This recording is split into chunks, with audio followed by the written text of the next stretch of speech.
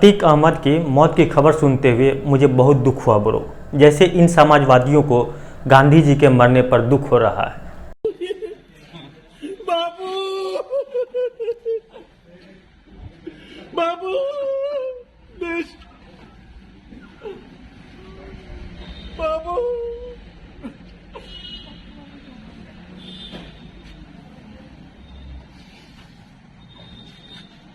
बिल्कुल इसी तरह मैं अतीक अहमद की मौत की खबर सुनते ही बहुत दुखी हुआ। अगर आप भी दुखी हैं तो चैनल को सब्सक्राइब कीजिए, बेल आइकन दबाइए ताकि हमारी हर वीडियो को नोटिफिकेशन सबसे पहले आपको मिल सके, और वीडियो को लाइक कीजिए। अब देश विदेश की मीडिया इस चीज़ पर रिएक्ट कर रही है। अल जजीरा जैसी मीडिया इस पर बता रही है कि फॉर्मर एमपी को और उसके भाई को गोली मार दिया गया। वो ये बताना भूल जाते हैं कि वह एक माफिया था, गैंगस्टर था, जिसने कई घर उजाड़े, कई लोगों की जान ली। उसके साथ अगर ऐसा भी हुआ तो इसमें गलत क्या है? अगर आप अदालतों को देखेंगे तो 20-20, 25-25, 30-30 साल लग जाते हैं किसी भी निर्णय तक पहुंचने में। तब लोग के पास इतना टाइम थोड़े ना है कि लोग 30 साल तक किसी भी चीज़ का इंतजार करें कि उन्हें 30 साल में न्याय मिलेगा या 40 साल में न्याय मिलेगा। पता चला जिसने केस किया वही निपट गया, लेकिन उसे न्याय नहीं मिला। उसके मरने के बाद अगर उसे न्याय मिलता है तो फिर इस कोर्ट का और कानून व्यवस्था का क्या मतलब है? लिब्रांडू कल से ही रो रहे हैं। उनका आंसू स्थान विशेष से निकलने लगा आंखों को छोड़कर, साथ में धुआं भी बाहर निकल रहा है, और वो रो रो कर बता रहे हैं, संविधान की दुहाई दे रहे हैं और बता रहे हैं कि यूपी में कानून व्यवस्था बिल्कुल बिगड़ चुका है। लोग राष्ट्रपति कानून की भी मांग करें कि राष्ट्रपति शासन वहाँ पर लगाया जाए यूपी में। और बताया जा रहा है कि जिससे अतीक अहमद का मर्डर हुआ था वो पिस्टल तुर्की मेड है, मेड इन तुर्की है, तुर्की में बनाया गया वो पिस्टल। जबकि तुर्की का पिस्टल इंडिया में बैन है, तो फिर कौन से रास्ते से कौन से ऐसे लोग थे जो तुर्की से उस पिस्टल को इंडिया तक लेके आए? मतलब उस पिस्टल का कीमत आप रखें 4 से 5 लाख रुपए कम से कम होगा। आधुनिक पिस्टल था तो स्वतः है कि उसकी महंगाई ज़्यादा होगी। उन गरीब लड़कों के पास कैसे वो पिस्टल पहुँचा? बड़ा सवाल तो ये है। और उससे भी बड़ा सवाल, क्या वो तीनों लड़के मानसिक रूप से बीमार हैं? एक अगर अब लवलेस को देखेंगे, वह सांप लेकर घूम रहा है गले में। इससे तो यही लगता है कि वह पूरी तरह मानसिक रूप से बीमार है। और सरकार और अदालत को चाहिए कि सरकारी खर्चे पर उसका इलाज कराया जाए ताकि उन्हें इस मानसिक बीमारी से छुटकारा मिले। क्या ये सोचने वाली बात तो ये भी है, क्या उनकी जो पारिवारिक स्थिति है वो निर्धन बहुत हैं? क्या समाज के बहिष्कार के कारण उन्होंने गन उठाया या परिवार का पालन पोषण करने के लिए गन उठाया? एक तरफ ये भी मुद्दा कहीं ना कहीं सरकार को देखना चाहिए कि किस तरह से, क्यों आखिर उन्होंने गन उठाया। ये भी बात देखने वाली है। हाँ, भले उन्होंने क्या कहते हैं एक गैंगस्टर को मार दिया, क्या हो गया? गैंगस्टर मर गया तो लोग देखो कितने खुश हैं यूपी में। हाँ, हालांकि बरनौल मूवमेंट चल रहा है, लोग मरे जा रहे हैं, कैसे हाय हाय करके छाती पीट रहे हैं, वो अलग बात है, उनका काम है। अगर एक आतंकवादी भी मारा जाता है जिसमें, तो वो लोग छाती पीटते हैं, तो इसमें कोई नई चीज़ नहीं है, उनका काम चलता रहेगा। लोकतंत्र खतरे में आ जाता है, संविधान खतरे में आ जाता है, और वो लोग तरह तरह की बातें करते हैं। अदालतों को बंद कर देना चाहिए। ठीक है, सब कुछ हो जाएगा, थोड़ा शांत हो जाओ, अब ख़त्म हो गई कहानी। लेकिन कल से वो लोग रुक नहीं रहे, उनका आंसू थमने का नाम नहीं ले रहा है। मुझे तो लगता है इन तीनों लड़कों को अच्छी सुरक्षा दी जाए और मनोवैज्ञानिक डॉक्टर से मिलाया जाए ताकि इनका इलाज अच्छे से हो सके। और इनसे ये भी पता लगाना जरूरी है कि आखिर किसने उसकी सुपारी इसको दी थी। क्या कहीं इसमें जो अतीक अहमद के राज खुलने वाले थे, क्या उसकी वजह से तो नहीं अतीक अहमद को मारा गया? ये भी जानना जरूरी है। लेकिन बाद में लड़कों को रिहा कर देना चाहिए, सिलाई मशीन दे देना चाहिए। जैसे आपने देखा होगा दिल्ली के निर्भया कांड में हुआ था कि एक शांति दूत को सिलाई मशीन और 10,000 रुपये देकर उसका जीवन अच्छे से चल सके, वो अपना पालन पोषण कर सके, इसलिए उसे दिया गया था। उसी तरह इन युवाओं को भी करना चाहिए, इन युवाओं के साथ भी करना चाहिए। इनकी उम्र ही क्या है? 22 साल, 19 साल, 18 साल, इस मतलब उम्र ही क्या है इनकी? ये भी बचपना है। इसलिए सरकार और अदालत को चाहिए कि इनके ऊपर विशेष ध्यान दिया जाए और इन्हें जल्द से जल्द अदालत इन्हें बेल दे, ताकि और इन्हें समझा बुझाकर इनकी काउंसलिंग कर भेजे, ताकि ये अपनी एक अच्छे जीवन की शुरुआत कर सके। अब जय श्री राम का नारा लगा दिया, तो इससे पता चलता है वह कहीं ना कहीं मानसिक संतुलन खराब है। तो आपको इस बात से घबराने की कोई ज़रूरत नहीं है कि उसने जय श्री राम का नारा लगा दिया। आपने पहला केस देखा होगा कि जय श्री राम का नारा लगाए गोली चलाते समय, तो ये एक्सेप्शन में आ जाएगा, इसके लिए चिंता नहीं है। लेकिन आपने लाखों लोग के गले काट दिए, अल्लाह अकबर बोलकर, अल्लाह अकबर बोलकर बम फोड़ दिए, जेनोसाइड कर दिए लोगों के, तब आपको धर्म नहीं दिखता था। लेकिन जैसे ही एक मुस्लिम व्यक्ति मर जाता है, गैंगस्टर मर जाता है, उसमें उन लोगों को धर्म दिखने लगता है कि अरे अरे हमारे धर्म का था, हमारे धर्म का है, उस पर रोना धोना शुरू कर देते हैं। और बताया जाता है कि ये लोग जिस बाइक से आए थे वो किसी अब्दुल की थी। इससे पता चलता है किसी अब्दुल ने इससे हथियारों की सप्लाई की और बोला कि भाई निपटा दे, या हो सकता है उस अब्दुल को ऊपर से ऑर्डर आया हो कि अब इसे निपटा दो क्योंकि यह हमारे सारे राज उगलने वाला है। क्योंकि अतीक अहमद की स्थिति जिस तरह से हो गई थी, उसके बेटे का एनकाउंटर हो गया था, वह बताया जा रहा था कि वह पूरी तरह टूट चुका है। और अलकायदा और ISI से भी उसके कनेक्शन बताए जाते हैं, मतलब पाकिस्तान के ISI से और अलकायदा जो टेररिस्ट ग्रुप है उससे भी उसके कनेक्शन बताए जाते हैं। और इसमें बहुत सारे लोग फंसने वाले थे, ये तो सच था। अगर वो मुंह खोलता अतीक अहमद तो बहुत सारे लोग इसमें फंस जाते। वो जिस पार्टी से बिलोंग करता था, हो सकता है वहाँ भी लोग फंस जाते। शायद इसीलिए अतीक अहमद को ही रास्ते से हटा दिया गया और उसके हटने के बाद रोना शुरू कर दिया गया कि कानून व्यवस्था ना भी कोई चीज़ नहीं है, अदालतों को बंद कर देना चाहिए। पहले तो आप उसे रास्ते से हटवा देते हो क्योंकि वो आपके खिलाफ जाने वाला था, बाद में आप ही लोग रंडी रोना शुरू कर देते हो कि नहीं नहीं ये कैसे कर सकती है यूपी की पुलिस ने कराए हैं। एक मुद्दा तो कहीं ना कहीं ये भी जांच का विषय है ही कि क्या ये मर्डर कराए गए हैं। अगर आप दूसरा व्यू देखेंगे तो कहीं ना कहीं ये मुद्दा जरूर आने वाला है, इसीलिए कमेटी बनाई गई है और इसकी जांच अच्छे तरीके से होगी। शायद इसमें और सारे लोग अभी फंसेंगे, अगर जांच हुई, इन तीनों ने राज खोले तो अभी और लोग भी फंसने वाले हैं। हालांकि ये लोग मानसिक रोगी हैं, तो इन्हें तो सरकार को चाहिए कि इन पर रहम करे, अदालत को चाहिए इन पर रहम करे और इन्हें सिलाई मशीन और 10,000 रुपया देकर इन्हें जमानत दे दे, ताकि ये अपना जीवन का पालन पोषण अच्छे ढंग से कर सकें। आपने देखा होगा मीडिया पे वो कितने गरीब घर से बिलोंग करते हैं। क्या गरीबी के कारण उन्होंने हथियार उठाया या किसी ने पैसे की लालच दिया इन्हें हथियार उठाने के लिए? गरीबी तो बहुत बड़ा रीज़न है ये।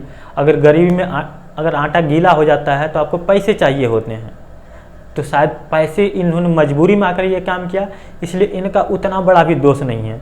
और इसने जिस आदमी को मारा वो कौन सा बड़ा सा संत था जो यहाँ पर लोगों का पालन पोषण कर रहा था, लोगों की सुविधाएं प्रोवाइड कर रहा था, लोगों का मसीहा बना हुआ था। आखिर धर्म देखकर लोग रोना शुरू कर दिए ना।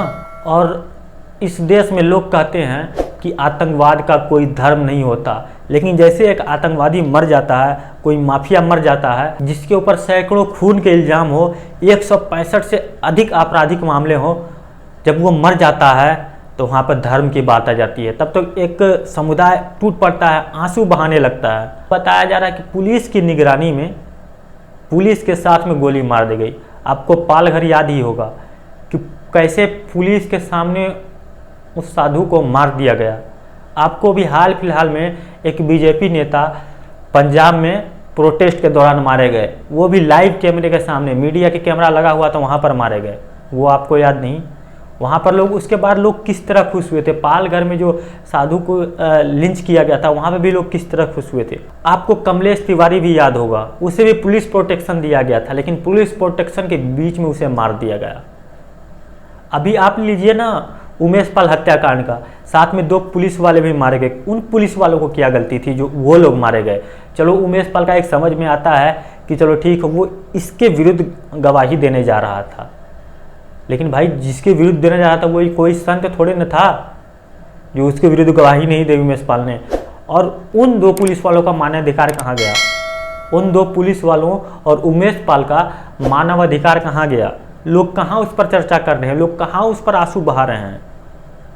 जिस तरह लिब्रांडू गैंग टूट पड़ता है आंसू बहाने के लिए, उन पुलिस वालों को कोई नहीं पूछता। क्यों? उस समय आपका जो लिबरिज्म है, एक टाइप से वही जो लिब्रांडूपन है, वो बस क्या कहते हैं खास धर्म के लिए बाहर आता है। अगर वो धर्म खास नहीं हो, कोई और धर्म का हो, तो आपका बाहर नहीं दिखेगा सेकुलरिज्म। आपने देखा होगा कि इंडिया में लोग किस तरह से जश्न मनाते हैं, लोग के मौत पर जश्न मनाया जाता है। मैं बताता हूँ कि आपको बहुत सारे लोगों के मौत पर, जो हिंदू समाज से थे या इस देश के जो नेता थे, उनके मौत पर खुशियाँ मनाई गई थी। आज वही लोग कह रहे हैं कि अरे अरे देखिए इंडिया में से मौत पर खुशियाँ मनाई जा रही है। भाई तुम मनाओ तो सेकुलरिज्म, हम मनाए तो क्या? एक आतंकवादी ही मरा है ना, एक गैंगस्टर ही मरा है, तो उसके मौत पर लोग खुशियाँ मना रहे थे, इसमें गलत क्या है? अब देखिए, आप लीजिए जनरल बिपिन रावत का, अगर आप उस समय देखेंगे तो पूरी तरह से एक मुस्लिम समाज उस पर खुशियाँ मना रहा था। जब सुषमा स्वराज मरी थी, उनकी डेथ हुई थी, अरुण जेटली की डेथ हुई थी, ये लोग जब मरे थे तो मुस्लिम समाज इस पर खुशियाँ मना रहा था। और ये बात ऑन रिकॉर्ड है। आप जाएंगे किसी भी पोस्ट, अगर आप सर्च करेंगे इस टाइप की पोस्ट को, गूगल, फेसबुक, यूट्यूब कहीं पे देखेंगे, वहाँ पर किस तरह से इमोजी के निशान है, किस तरह से वो लोग हंस रहे हैं।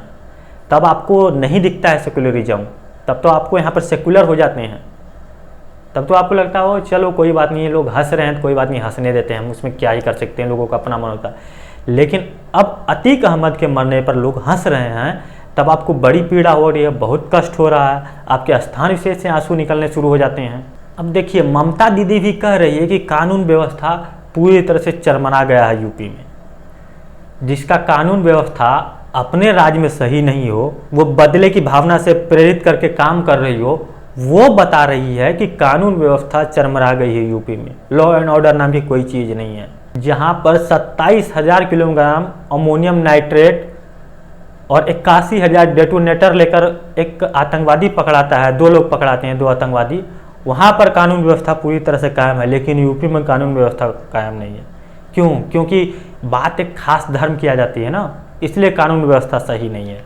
वहीं अगर नाम दूसरा होता, अतीक अहमद, अब्दुल या असद अहमद, इसके जगह पर कोई और नाम होता, सोहन मोहन या कुछ और, तो यही लोग लिब्रांडू कहते कहते अरे वाह योगी ने क्या काम किया है, ये तो अच्छा हुआ ना, इन्हें जन्नत पहुंचा दिए गए। और सबसे अच्छी बात, इन्होंने रोज़ा भी खोल लिया था। रोज़ा खोलने के बाद ही लोग पिछली बार शिकायत कर रहे थे कि असद अहमद को कम से कम रोज़ा खोल लेना चाहिए था, उसके बाद पुलिस इनकाउंटर करती।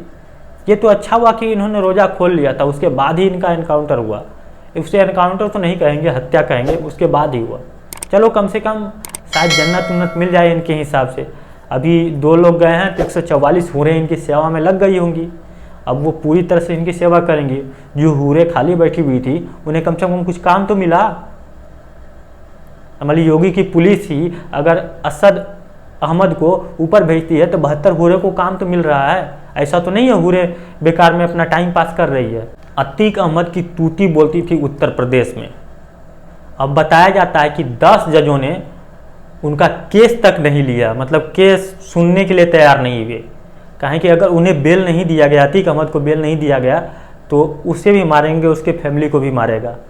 अब सोचिए, जिस देश में जज डर जा देते हों, कानून व्यवस्था उस राज्य की ऐसी हो, न्यायालय डर जाता हो जिस व्यक्ति से कि नहीं नहीं ये तो मेरे साथ भी कुछ कर सकता है, मतलब उसका फाइल तक नहीं लिया गया, उन्होंने उस जज को ट्रांसफर कर देगा, नहीं मैं नहीं देखेगा, तू देखो, तू नहीं देखेगा, वो देखो। अब सोचिए किस तरह का खौफ का माहौल रहा होगा। तो लोग सेलिब्रेट क्यों ना करें? जब आपका न्यायिक प्रक्रिया किसी व्यक्ति को न्याय नहीं दिला सकता, इस तरह की चीज़ें होती है, तो लोग तो पूछेंगे ना भाई ये क्यों हो रहा है। जब आप जो न्याय करेंगे वो डरे हुए हैं कि उन्हें गोली न लग जाए, तो फिर लोग तो जश्न मनाएंगे ना। एक आतंकवादी के मरने पे कह लीजिए, वो तो आतंकवादी टाइप से कनेक्शन, जब उसका कनेक्शन ISI और अलकायदा ग्रुप से है तो वह तो आतंकवादी ही है ना। तो लोग तो खुशियाँ मनाएंगे मरने के बाद। और इस देश से लोगों का कानून व्यवस्था से भरोसा शायद इसलिए उठा जाता है क्योंकि अब सोचिए 10 जजों ने उसका फैसला देने से इनकार कर दिया, 11वें जज ने दिया, उसने भी बेल दे दिया। आखिर उन जजों से भी पूछताछ तो होनी चाहिए, ऐसा कौन सा डर हो गया था तुम्हें कि तुमने बेल दे दिया, तुमने उनका केस लिया ही नहीं। सवाल तो खड़े होते हैं उन जजों के कैरेक्टर पे भी। जो न्याय करेंगे, जब वही न्याय नहीं कर पाएंगे तो लोग तो सेलिब्रेट करेंगे मौत को। आप जनरल बिपिन रावत के मौत को सेलिब्रेट कर सकते हैं, सुषमा स्वराज के मौत को सेलिब्रेट कर सकते हैं, कमलेश तिवारी के मौत को सेलिब्रेट कर सकते हैं, रिंकू शर्मा के मौत को सेलिब्रेट कर सकते हैं, यहाँ तक लोग हर चीज़ को सेलिब्रेट करना चाहते हैं। जैसे अगर किसी हिंदू की हत्या हो जाती है तो उसको भी सेलिब्रेट करते हैं। तो अगर एक आतंकवादी कह लीजिए या गैंगस्टर कह लीजिए, जब उसकी हत्या होती है तो हिंदू समाज क्यों ना सेलिब्रेट करे। और आप लोगों को इससे घबराने की कोई ज़रूरत नहीं है कि उन्होंने जय श्री राम का नारा लिया। कुछ लोग बता रहे हैं कि वो बजरंग दल के कार्यकर्ता हैं। चलो ठीक है, बजरंग दल के यहाँ हैं, तो इसका मतलब ये नहीं कि हम लोग सेलिब्रेट ना करें उस चीज़ को। आपको पीछे भी नहीं हटना है कि नहीं उन्होंने, यहाँ तो लोग डर खाए हुए हैं कि अरे जय श्री राम का नारा ले लिया। हमारे धर्म में सीधा लिखा हुआ है अहिंसा परमो धर्म, धर्म हिंसा तथैव च। अभी तो बहुत सारे राज खुलने बाकी हैं कि क्या क्या होने वाला है। ये तो आने वाला समय बताएगा कि और कौन से लोग, कितने लोगों का एनकाउंटर किया जाता है। लेकिन ये जो किया गया है ये इसलिए भी हुआ है क्योंकि न्याय मिलने में लोगों को लेट होता है। इस देश में 4 करोड़ 80 लाख मामले हाई कोर्ट और मतलब न्यायालयों में पेंडिंग हैं। मतलब 5 करोड़ मामले मोटा मोटी रखिए तो पेंडिंग है। उस देश में आम आदमी ये एक्सपेक्ट करे कि उसे न्याय मिलेगा। 70,000 मामले लगभग सुप्रीम कोर्ट में पेंडिंग है। आप अगर एक मामला कर भी देते हैं तो उससे क्या फ़र्क पड़ जाता है। और ऐसे लोग जेल में बैठकर अपना माफियागिरी को रन कर रहे होते हैं, अपनी दुकान चला रहे होते हैं। जेल उनके लिए सबसे सेफेस्ट प्लेस हो जाता है। वहाँ पर रोज उनको कोई हाथ नहीं लगा सकता। वहाँ पर VIP ट्रीटमेंट दिया जाता है। जेल से डर छोटे लोगों को लगता है जो छोटे मोटे कार्य करके जाते हैं। बड़े लोगों के लिए जेल में स्पेशल सुविधाएं दी जाती है। वो कहने के लिए होता है कि नहीं सब एक जैसे हैं, संविधान में सबको एक जैसा ट्रीटमेंट मिलेगा। नहीं, एक जैसा ट्रीटमेंट तो बिल्कुल भी नहीं मिलेगा। अगर कोई आम आदमी जेल में बीमार हो जाता है, अगर उसके कैंसर हो जाता है तो उसे शायद ही अथॉरिटी मिले। अगर वो अपना इलाज किसी दूसरे देश में जाकर कराना चाहता है तो करा सकता है, शायद मुश्किल है उसे मिलना। लेकिन अगर वही लालू प्रसाद उसकी जगह पर होते हैं तो उसे अथॉरिटी मिल जाती है कि जाए वो सिंगापुर में इलाज करा कर लाएं। तो वही बात है ना, जेल छोटे लोगों के लिए एक अच्छी जगह नहीं है जहां लोग जाने से डरते हैं। लेकिन बड़े लोगों के लिए जो इस तरह माफिया हैं या अंडरवर्ल्ड के डॉन कहे जाते हैं, उन लोगों के लिए जेल एक सेफेस्ट प्लेस है। वहां से वो अपनी दुकान आसानी से चला सकता है। बाकी आपको भी अतीक अहमद को जो कुत्ते की मौत मरा, इसके मरने पर सेलिब्रेट करना चाहिए और अपने लोगों को भी बताना चाहिए कि आपको भी सेलिब्रेट करना चाहिए। बाकी आप क्या सोचते हैं इन मुद्दों पर? अगर आपकी कोई राय या कोई विचार है तो आप कमेंट के जरिए हमें दे सकते हैं। ये वीडियो अगर आपको पसंद आया तो वीडियो को लाइक कीजिए, अपने दोस्तों के साथ शेयर कीजिए। अगर आप हमारे चैनल पर नए हैं तो चैनल को सब्सक्राइब कर लीजिए, बेल आइकन दबाइए ताकि हमारी हर वीडियो को नोटिफिकेशन सबसे पहले आपको मिल सके। ये वीडियो देखने के लिए आपका बहुत बहुत धन्यवाद। मिलते हैं किसी अन्य वीडियो में, तब तक के लिए जय हिंद।